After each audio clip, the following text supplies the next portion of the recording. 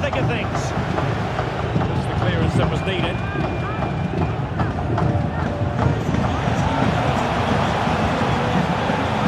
Can he get them level?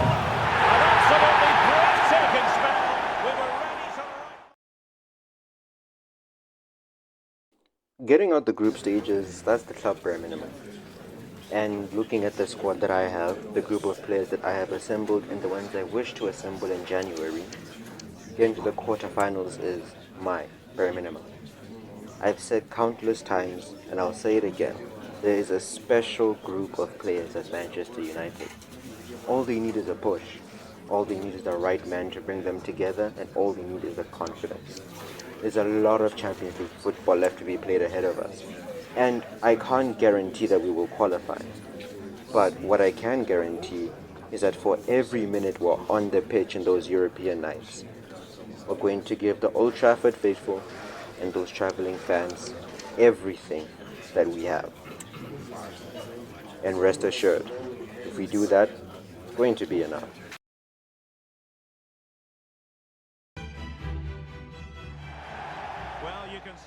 Alright, so because of the number of games I'm going to put in this episode, I am going to bring back play-by-play commentary, just to make things go a bit faster. Now let's be honest, Copenhagen is never a team you'd expect to win the Champions League, at least not in this day and age, so they're definitely not a team you expect to beat Manchester United. So that means there's a bit of inherent pressure for us to beat them.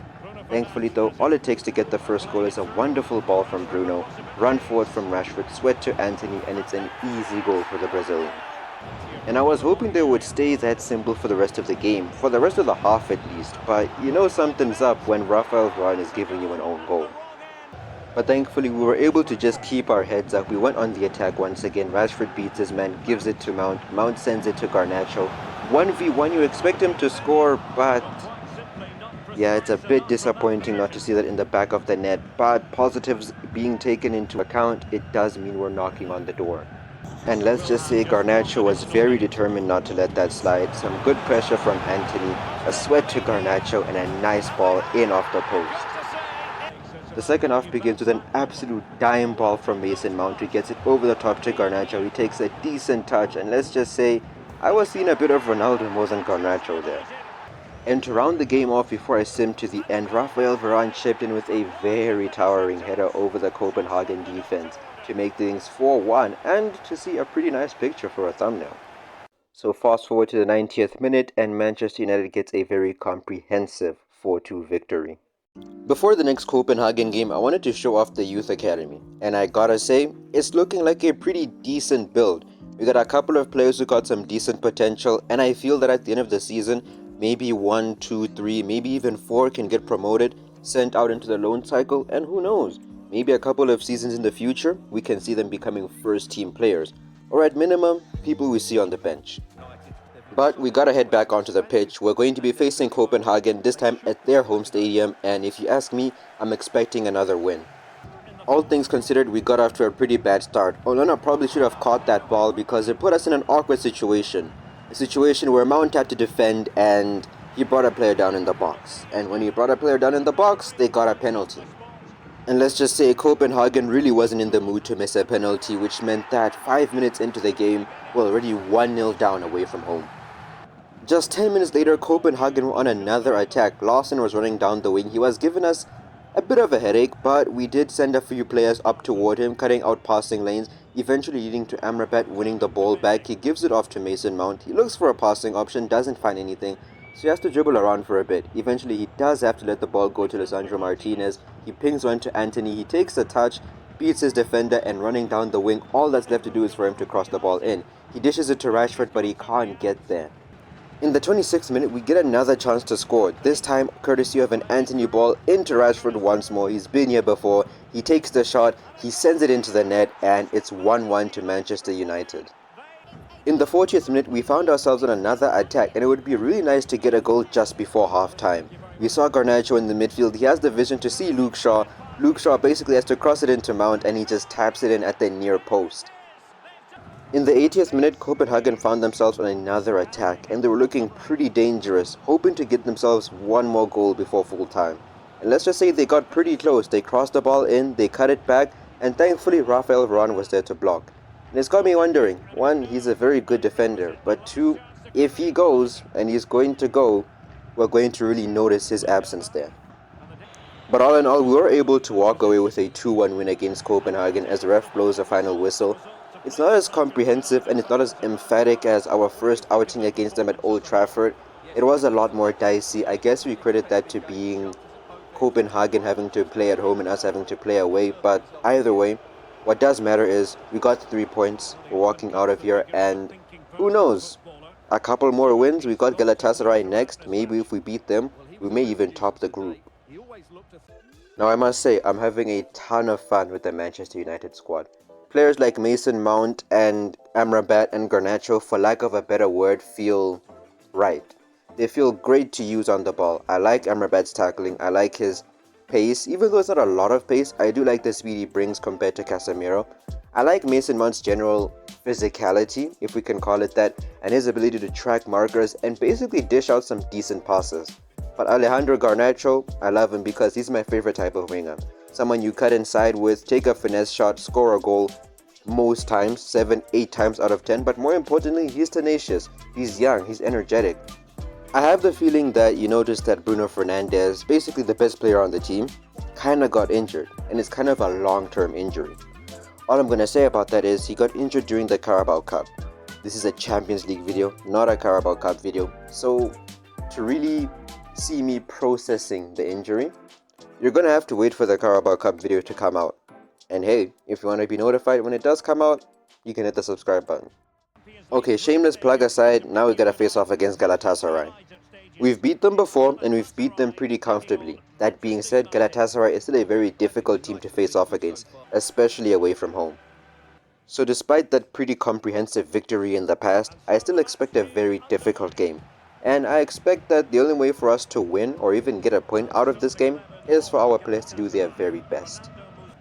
In the 8th minute, Galatasaray were already on a dangerous attack. We saw Mertens get through, Shaw puts in the tackle, but Mertens stays persistent and he gives across to Zaha, who easily heads it in past Onana. And all I'm gonna say is, yeah, it's about to be a long night. Considering Bruno's injury, we had to move Mason Mount up to the central attacking position. That meant that his box-to-box midfield position was open, and we had the choice between Eriksen and Kobbie Mainoo. A large part of me leaned towards Kobbie Mainoo, merely because he was younger, he was more fit, he was a bit faster. But let's just say, this here passage of play proves why Eriksen should have been the one to get the position, and not Mainoo. Well, it comes to nothing in the end. Behind for him to chase. And a goal here! Just what Manchester United... But our joy would not last very long as Galatasaray found themselves on another attack. It was a counter-attack led by Dries Mertens. Lindelof was able to put in a tackle, but Dries Mertens was tenacious. They did sweat it to Demir Bay. He took a long shot, and hey, all I can say is fair play. Should Onana be saving it? Probably. But hey, if it's a good shot, it's a good shot. Heading into halftime, that goal from Galatasaray really rubbed us the wrong way. So I told my boys, do whatever you can to get us a goal as quickly as possible. So Anthony cuts inside, he slides it to Højlund, and at the end of the day, it's a simple finish for the Dane. But the rest of the game wasn't so simple, as some bad defending from me leaves my centre-backs disjointed, and it leads to Icardi basically having a free shot in the box. And who says Icardi is never going to finish that? And in the end, we have to walk away with a pretty painful 3-2 loss to Galatasaray. If you asked me, I really felt like my players put in enough of a shift to get themselves a win. But it just so happened that tonight was just one of those nights in Europe where your opponent gets a lot of bounces going their way, and you're just not finishing the chances you should be finishing. So I'm not saying that Galatasaray didn't deserve to win, but at the same time, I'm saying that my players, well, they put a lot into the game. But oh well, you know what they say, can't cry over spilt milk, we gotta move on to the next game, because that one's gonna be a big one. It's safe to say that we don't have a lot of good history with Bayern Munich. We faced them first in the group stages, and it was a pretty tight game where I felt we could have won, maybe we should have won, but 2 last-minute goals from Rafael Guerreiro stopped us from doing so. So let's just say that we really want to beat this team at Old Trafford. I mean, we kind of have to, considering the mess we've made in Galatasaray. If we lose this, Galatasaray wins, we may find ourselves dropping to the Europa League, and we don't want that to happen. Alright, let's just say the first half had no goals, but it doesn't mean the game was boring. If anything, it was quite the opposite. It was very much end-to-end, a very tight game to call, and for lack of a better word, it was basically a slugfest. It really did feel like two European giants exchanging blows with one another. And to be honest, that is a testament to how far this Manchester United team has come. Because let's be honest, when the groups were drawn, not many people were expecting Manchester United on their type of form from the previous season to be holding a candle to Bayern Munich. But hey, thanks to Peter Quinton, thanks to these players, here we are. But I guess we could say a fixture like this deserves at least a goal or two, and Bayern were on the attack and they look to be getting that goal. Sane cut it back, I believe he cut it back to Harry Kane, and looking at the shot, he definitely cut it back to Harry Kane. Thankfully though, Onana is there with some trusted hands. But eventually, we would get our own clear-cut opportunity to score against FC Bayern Munich. It was a counter-attack. And guys, let's just say, if we look at one player who I want to keep for the rest of this series from beginning to end, for this here goal, for what he did here, it's got to be Alejandro Garnacho.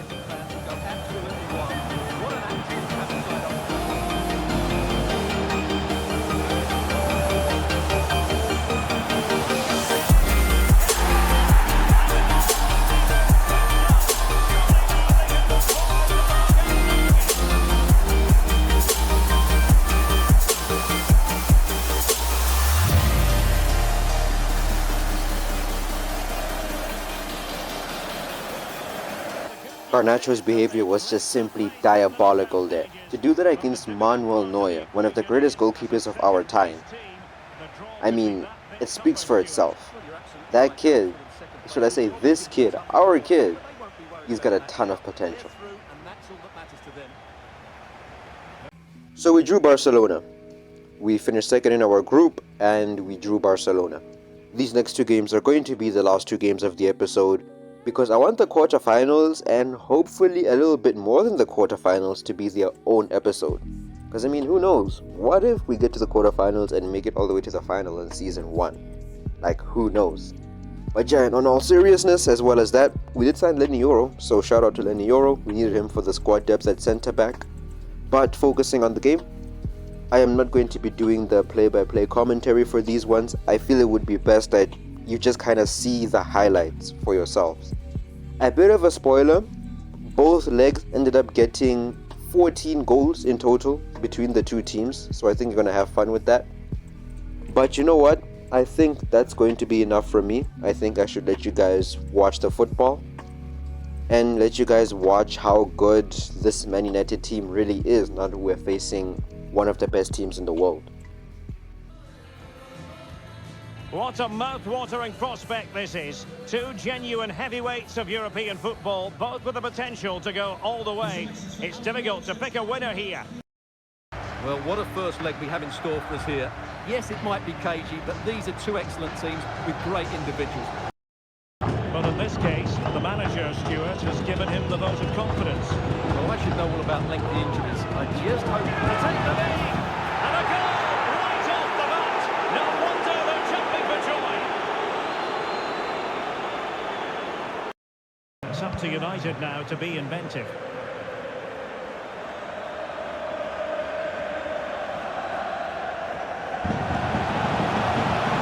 This could square the game. And that's exactly what has transpired. Now, that could be a massive turning point. Struggling to get it away. And lining it up. And it's in! They're back in front. Stunning scenes here. His boots. yeah, if the rumours are correct, it's going to be a big loss for the club. They've come to rely. And it's in! A goal for Barcelona. They are the team in charge. Advantage, but it didn't accrue. Can he get one back? He can! He's given his team a real opportunity. They take it short. And Lewandowski in the thick of things. Just the clearance that was needed.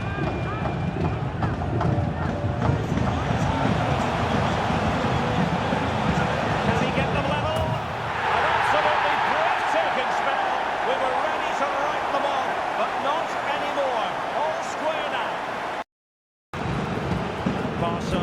ball with purpose. Well, there's an example of how to press high up. Is it going to be? And in! Oh, yes! This looks promising. Players waiting in the centre. Robert Lewandowski with an incisive pass. And there it is, the goal they wanted for security. De Jong.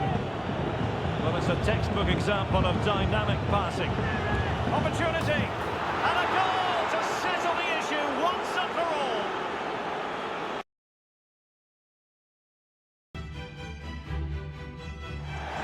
Hello from the Catalan capital and one of the world's great cities, Barcelona. Perfect challenge. Marcus Rashford. Wonderfully weighted pass. Can he fire it towards goal? And the referee says penalty. And it's also going to be a booking. Well, he's absolutely... And there it is. Oh, magnificent free kick. But the keeper produces... They're going for the short one. Crossed in there. Still not clear. Koundé. Well, body in the way. And this time it's in! Fabulous goal! And just look at the celebrations.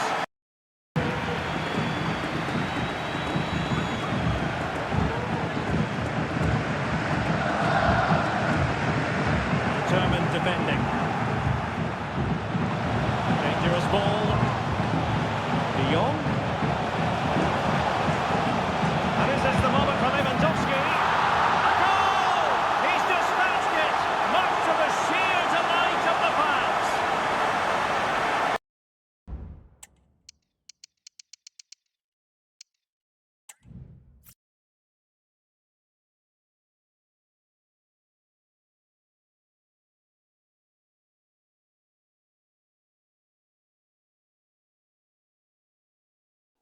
Now about that Carabao Cup,